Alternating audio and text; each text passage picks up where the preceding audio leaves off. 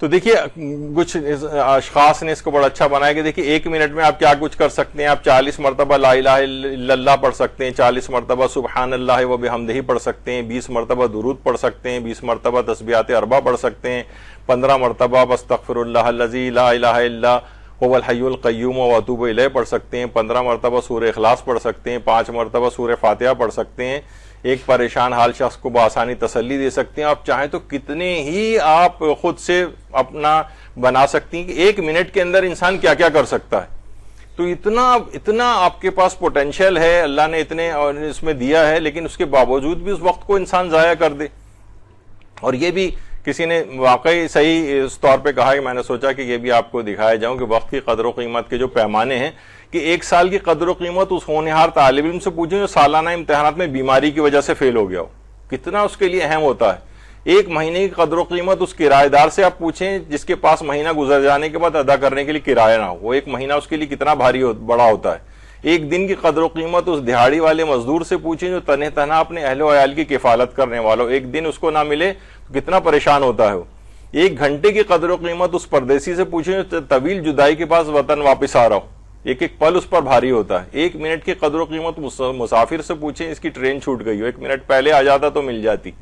اور 1 سیکنڈ کی قدر و قیمت اس مریض سے پوچھے جسے ڈاکٹروں نے لا علاج قرار دے دیا ہو اور وہ بس وہ موت کی آخری سانسیں لے رہا ہو, چاہتا ہے 1 سیکنڈ مجھے اور مل جائے, مجھے 15 سیکنڈ اور مل جائیں. تو یہ کتنے وقت کی قدر و قیمت کے آپ پیمانے لوگوں کے اگر آپ دیکھیں تو یہ بہت اہمیت کا حامل ہے. اس وقت کو بالکل آپ ضائع نہ کریں اور ہر وقت کانشیس رہیں کہ کہاں آپ کا وقت ضائع ہو رہا ہے. ایک لمحہ آپ کا قیمتی ہے. یہی وجہ ہے کہ امام علی نقی علیہ الصلوۃ والسلام فرماتے ہیں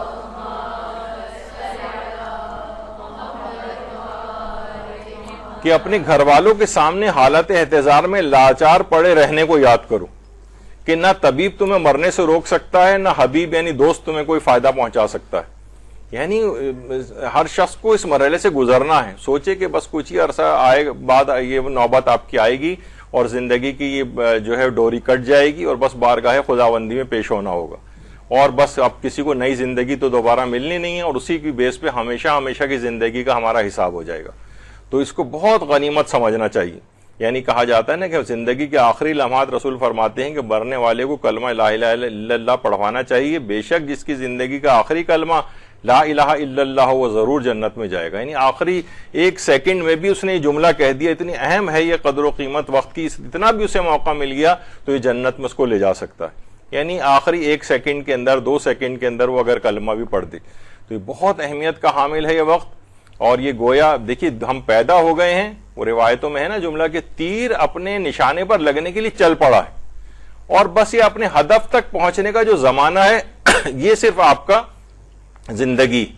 یعنی وہ اب چل پڑا ہے تیر, بس اسے اپنے ہدف پر جا کر لگنا ہے. اب یہ جو ہم درمیانی وقت گزار رہے ہیں بس سمجھیں کہ یہ ہمارے پاس زندگی ہے. اب جب یہ ہدف پہ لا کر لگ جائے گا تو ہماری روح جسم سے نکل جائے گی اور بس بارگاہ خداوندی میں پیش ہونا ہوگا. اور اس میں انسان انہیں پتہ چلے کہ جناب کوئی اجرتی قاتل جو ہے وہ آپ کو مارنے کے لیے گھر سے نکل پڑا اور آپ بیٹھ کے گھر پہ فلمیں دیکھ رہے ہیں, مثلا بیٹھ کے جو ہے نا بازاروں کے اندر گھوم رہے ہیں. اور بھائی آپ کو اس کی وہ کرنی چاہیے کہ بھائی وہ تو مارنے کے لیے نکل کھڑا ہے, نہ جانے کس وقت ہمیں موت آ جائے اور وہ ہماری گولی ہماری طرف آ جائے. تو اس میں انسان لاپرواہی کی زندگی نہ گزارے.